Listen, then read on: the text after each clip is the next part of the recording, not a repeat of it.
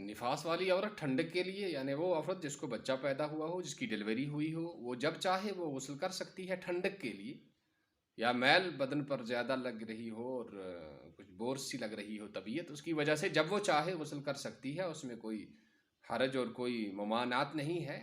اس کا خیال رکھنا چاہیے کہ نماز فرض کب ہوگی۔ اب ظاہر سی بات ہے، جب عورت کو بچہ پیدا ہونے کے بعد جو خون آتا ہے اس کو نفاس کہا جاتا ہے، اور اس طرح سے ہر ماہ جو خون آتا ہے اس کو حیض کہا جاتا ہے۔ تو ان دونوں خونوں کے آنے کی وجہ سے نماز جو ہوتی ہے وہ معاف ہو جاتی ہے۔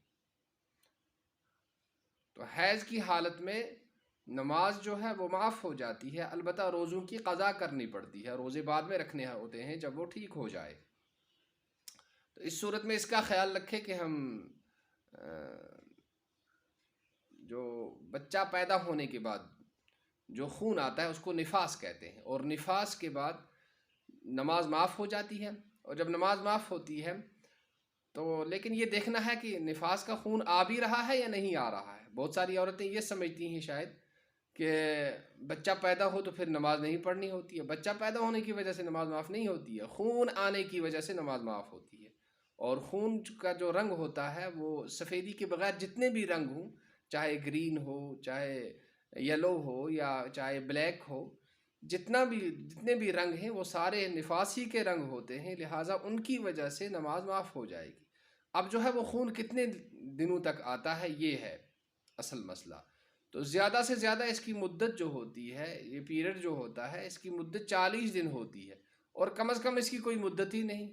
لہٰذا اگر کوئی عورت یہ کہے کہ مجھے 1 ہی گھنٹہ وہ جو ہے نفاس آیا بچہ پیدا ہونے کے بعد، تو اس کے بعد خون نہیں آیا، اس کو وہ ٹھیک ٹھاک رہی، تو اس کو نماز پڑھنی پڑے گی۔ اور اس کو جو ہے اگر رمضان چل رہا ہے تو روزے بھی رکھنے پڑیں گے۔ ہاں، 40 دن جب ہو جائیں تو 40 دن کے بعد اگر اس کے بعد بھی خون آتا رہے تو پھر اس کو یہ کہیں گے کہ بھئی اس سے پہلے اس کا کوئی بچہ پیدا ہوا ہے یا نہیں ہوا ہے۔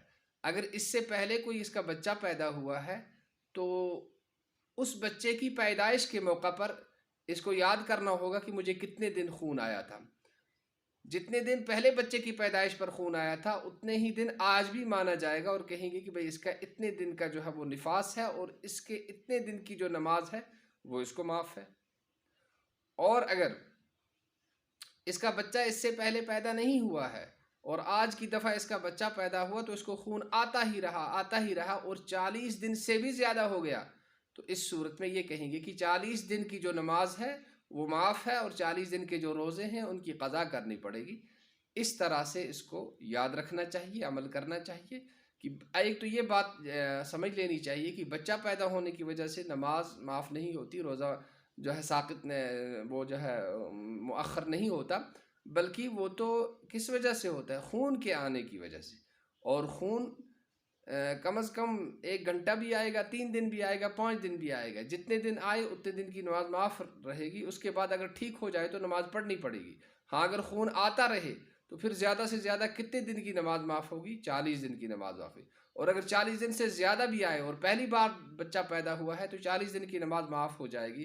اور اگر پہلی بار بچہ پیدا نہیں ہے تو اس سے پہلے بھی بچہ پیدا ہوا تھا اور اس بچے کی پیدائش کے موقع پر 40 دن سے کم خون آیا تھا، پھر بعد میں ٹھیک ہو گئی تھی، تو آج بھی اس کو جو ہے 40 دن کے بعد جب زیادہ اور 40 دن کی مدت کے علاوہ بھی اس کو خون آئے تو اس کو پہلی مدت کو یاد کرنا پڑے گا کہ پہلے جب مجھے بچہ پیدا ہوا تھا تو کتنے دن مجھے خون آیا تھا، اتنے ہی دن کی نماز آج بھی معاف ہوگی اور باقی کی قضا کرنی پڑے گی۔ والسلام علیکم ورحمۃ اللہ وبرکاتہ۔